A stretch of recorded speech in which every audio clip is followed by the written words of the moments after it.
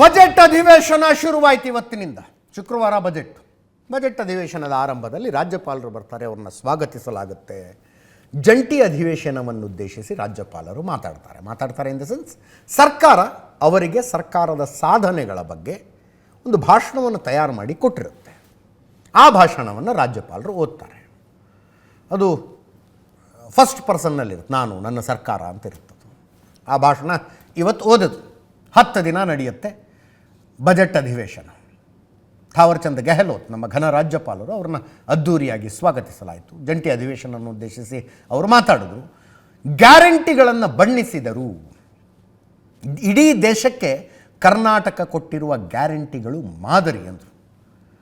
ಜೊತೆಗೆ ಕೇಂದ್ರ ಸರ್ಕಾರ ಅನುದಾನ ಕೊಡುವಲ್ಲಿ ತಾರತಮ್ಯ ಮಾಡ್ತಾ ಇದೆ, ರಾಜ್ಯಕ್ಕೆ ಸಿಗಬೇಕಾದ ಸಂಪನ್ಮೂಲ ಸಿಗ್ತಿಲ್ಲ ಅಂತ ಟೀಕೆ ಮಾಡೋದು. 40 ನಿಮಿಷದ ಭಾಷಣ.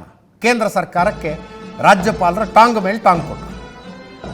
ಇದಾದ ನಂತರ ಈ ಭಾಷಣವನ್ನು ಯಾರೂ ಪರ್ಸನಲಾಗಿ ತಗೊಳ್ಳೋದಿಲ್ಲ, ನೆನ್ಪಿಟ್ಕೊಳ್ಳಿ. ಥಾವರ್ಚಂದ್ ಗೆಹ್ಲೋಟ್ರು ಹೆಂಗೆ ಕೇಂದ್ರ ಸರ್ಕಾರದ ವಿರುದ್ಧ ಮಾತಾಡೋದು, ಹಾಗೆಲ್ಲ ಇಲ್ಲ. ಭಾಷಣವನ್ನು ಬರೆದುಕೊಡಲಾಗಿರುತ್ತೆ, ಮತ್ತು ಅದನ್ನು ಅವರು ಓದ್ತಾರೆ. That is how it is. February 16ನೇ ತಾರೀಕು ಸಿದ್ದರಾಮಯ್ಯನವರು ಬಜೆಟ್ ಮಂಡಿಸ್ತಾರೆ. ಅವರ ರಾಜಕೀಯ ಜೀವನದ 15ನೇ ಬಜೆಟ್ ರೆಕಾರ್ಡ್ ಆಗುತ್ತೆ. ಇವತ್ತಿನೊಂದು ವಿಶೇಷ ಏನು ಅಂದರೆ, BJP ಅವರು ಕೇಸರಿ ಶಾಲ್ ಹಾಕ್ಕೊಂಡು ಬಂದಿದ್ರು, ಜೈ ಶ್ರೀರಾಮ್ ಘೋಷಣೆ ಕೂಗಿದ್ರು. ಕಾಂಗ್ರೆಸ್ನ ಮಂಡ್ಯ ಶಾಸಕ ರವಿ ಗಣಿಗ ಅವ್ರಿಗೂ ಕೇಸರಿ ಶಾಲ್ ಹಾಕಿದ್ರು. ಮುನಿರತ್ನ ಅವ್ರು ಬಂದು ಅವ್ರಿಗೆ ಕೇಸರಿ ಶಾಲ್ ಹಾಕಿದ್ರು. BJP ಶಾಸಕರ ಹತ್ರ ಬಂದು ಮುಖ್ಯಮಂತ್ರಿಗಳು ಎಲ್ಲರನ್ನೂ ಮಾತಾಡಿಸಿದ್ರು.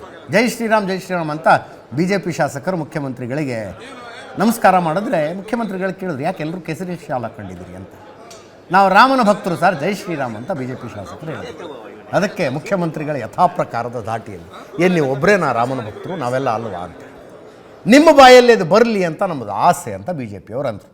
ಅದಕ್ಕೆ ಮುಖ್ಯಮಂತ್ರಿಗಳು, ನೀವು ತೋರಿಸಿಕೊಳ್ತೀರಿ, ನಾವು ತೋರಿಸ್ಕೊಳ್ಳೋದಿಲ್ಲ ಅಂತ. ಮಂಡ್ಯದ ಶಾಸಕ ರವಿ ಗಣಿಗ ಅವರಿಗೆ ಮುನಿರತ್ನ ಅವರು ಕೇಸರಿ ಶಾಲ್ ಹಾಕಿ ಸ್ವಾಗತಿಸಿದಂಥ ದೃಶ್ಯ ಇದು. ಇನ್ನು ರಾಜ್ಯಪಾಲರ ಭಾಷಣದಲ್ಲಿ, ದೇಶದಲ್ಲಿ ಅತಿ ಹೆಚ್ಚು ತೆರಿಗೆ ಸಂಗ್ರಹಿಸಿ ಕೊಡೋ ರಾಜ್ಯ ನಮ್ಮದು, ಆದರೆ ತೆರಿಗೆ ಪಾಲು ಪಡೆಯುವಲ್ಲಿ ನಾವು ಹಿಂದೆ ಬಿದ್ದಿದ್ದೀವಿ. ರಾಜ್ಯ 10ನೇ ಸ್ಥಾನದಲ್ಲಿದೆ. ನಮಗೆ ನ್ಯಾಯ ಧರ್ಮದಲ್ಲಿ ಸಿಗಬೇಕಾದ ಪಾಲು ಸಿಗಬೇಕು, ವಿವಿಧ ಮೂಲಗಳಿಂದ ಸಿಗಬೇಕಾದಷ್ಟು ಸಂಪನ್ಮೂಲ ಸಿಗ್ತಿಲ್ಲ.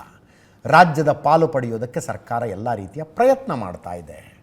ಸಂವಿಧಾನದಲ್ಲಿ ಚುನಾವಣೆಗಳಲ್ಲಿ ಧರ್ಮ ಜಾತಿ ಬಳಕೆಗೆ ನಿರ್ಬಂಧ ಇದೆ. ನಮ್ಮ ಕಾರ್ಯಚಟುವಟಿಕೆ ಸಂವಿಧಾನಕ್ಕೆ ಅನುಗುಣವಾಗಿರಬೇಕು, ಇತ್ಯಾದಿ ಮಾತಾಡಿದ್ರು. ಕೇಳಿಸ್ಕೊಳ್ಳಿ.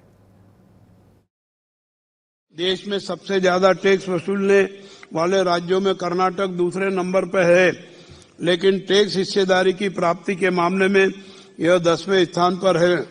मेरी सरकार हमारा उचित हिस्सा सही और उचित तरीके से दिलाने के लिए हर संभव प्रयास कर रही है। हमारे संविधान के अनुसार चुनाव में धर्म जाति आदि के प्रयोग पर प्रतिबंध है। हमें सुनिश्चित करना होगा कि हमारा हर कार्य एवं गतिविधि संविधान सम्मत हो। हम सभी को संकल्पित होकर संवैधानिक संस्थाओं की रक्षा करने की आवश्यकता है, ताकि किसी भी कारण से उन्हें कमजोर न किया जाए या उनका दुरुपयोग न किया जाए। हमारे लिए संविधान ही राष्ट्र धर्म है। हमें दृढ़ संकल्प लेना होगा कि हम संविधान की रक्षा करेंगे तो संविधान हमारी रक्षा करेगा। कर्नाटक मॉडल का अनुसरण कर रही है। मेरी सरकार का लक्ष्य इस मॉडल को और मजबूत करना और कर्नाटक राज्य को पूरे देश में अद्वितीय बनाना है। सरकार की 5 गारंटी योजनाओं ने बढ़ती आर्थिक असमानता से पीड़ित लोगों को सांत्वना प्रदान की है। इन परियोजनाओं के लिए बड़ी संख्या में आवेदन इस बात का प्रमाण है कि आर्थिक रूप से वंचित लोगों को इन योजनाओं की कितनी आवश्यकता थी। मेरी सरकार इन योजनाओं के पर्याप्त क्रियान्वयन को प्राथमिकता मानकर इसके लिए सर्व सुविधा युक्त व्यवस्था तैयार की है। हालांकि सरकार को पता है कि ये गारंटी उन लोगों के जीवन के लिए पर्याप्त नहीं है जो आर्थिक असमानता के कारण आर्थिक रूप से कमजोर रहते हैं। ರಾಜ್ಯಪಾಲರ ಭಾಷಣ ಮುಗಿತಾ ಇದ್ದಂತೆ ಬಿ ಜೆ ಪಿಯವರು ಜೈ ಶ್ರೀರಾಮ್ ಘೋಷಣೆ ಕೂಗೋಕ್ಕೆ ಶುರು ಮಾಡಿದ್ರು. ಆ ಕಡೆ ಫಸ್ಟ್ ಅದನ್ನು ಕಾರ್ಮಿಕ ಸಚಿವ ಸಂತೋಷ್ ಲಾಲ್ ಇವರು ಜೈ ಶ್ರೀರಾಮ್ ಅಂತ ಇದ್ದಂಗೆ ಅವ್ರು ಜೈ ಭೀಮ್ ಅಂತ, ಇನ್ನೊಬ್ಬರು ಜೈ ಬಸವಣ್ಣ ಅಂದರು.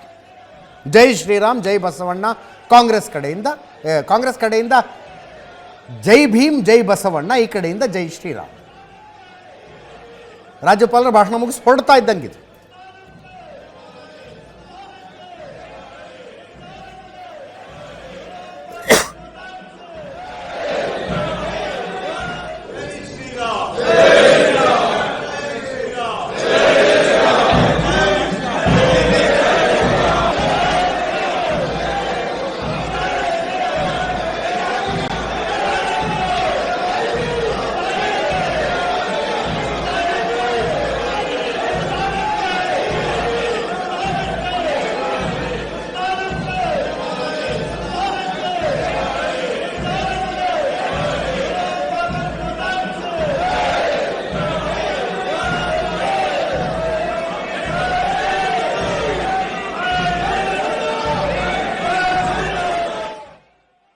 ಗೌರವಾನ್ವಿತ ರಾಜ್ಯಪಾಲರ ಕೈಲಿ ಸುಳ್ಳುಗಳನ್ನು, ಕೇಂದ್ರ ಸರ್ಕಾರ ಜಾರಿಗೆ ತಂದ ಯೋಜನೆಗಳನ್ನು ನಾವೇ ತಂದಿದ್ದೀರಿ ಅಂತೇಳಿ ಸಿದ್ದರಾಮಯ್ಯನವರ ಸರ್ಕಾರ ರಾಜ್ಯಪಾಲರ ಕೈಲಿ ಹೇಳಿಸುವಂಥ ಒಂದು ಕೆಲಸವನ್ನು ಇವತ್ತು ಮಾಡಿದೆ. ನಾವು ಗ್ಯಾರಂಟಿಯನ್ನು ಜಾರಿಗೆ ತಂದಿದ್ದೀರಿ, 5 ಗ್ಯಾರಂಟಿ ಅಂತ ಹೇಳಿದ್ದಾರೆ. ಇನ್ನು ಗ್ಯಾರಂಟಿಗಳು 5ನೇ ಗ್ಯಾರಂಟಿ ಇನ್ನೂ ಪ್ರಾರಂಭನೇ ಆಗಿಲ್ಲ. ಒಬ್ಬ ನಿರುದ್ಯೋಗಿ ಯುವಕನಿಗೂ 1 ರೂಪಾಯಿನೂ ಇನ್ನೂ ಅವ್ರಿಗೆ ಸಿಕ್ಕಿಲ್ಲ.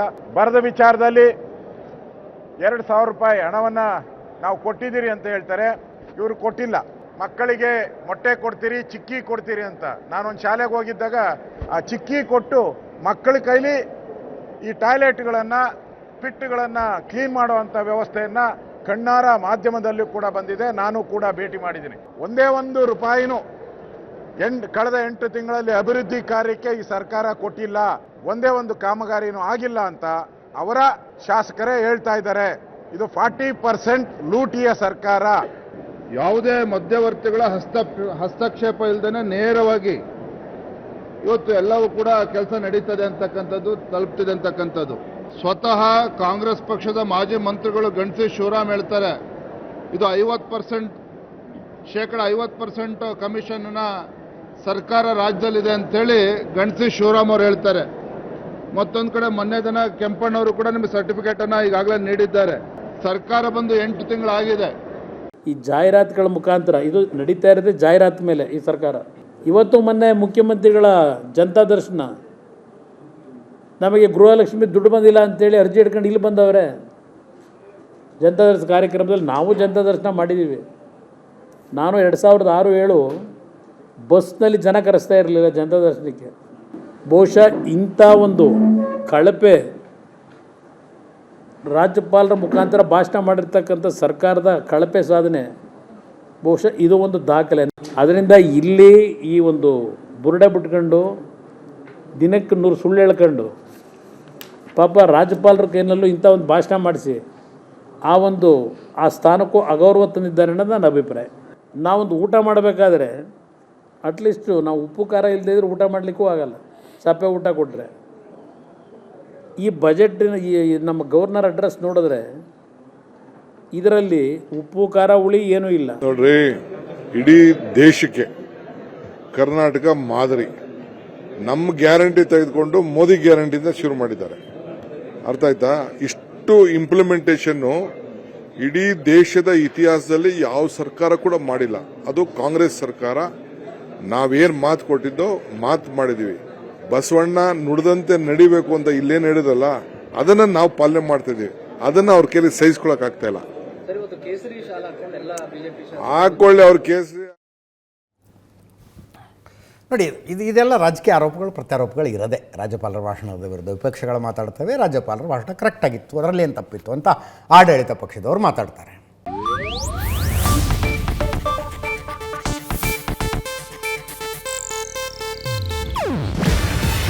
ಇದು ಏಷ್ಯಾನೆಟ್ ನ್ಯೂಸ್ ನೆಟ್ವರ್ಕ್ ಪ್ರಸ್ತುತಿ. ನೀವು ನೋಡ್ತಿದ್ದೀರಾ ಏಷ್ಯಾನೆಟ್ ಸುವರ್ಣ ನ್ಯೂಸ್.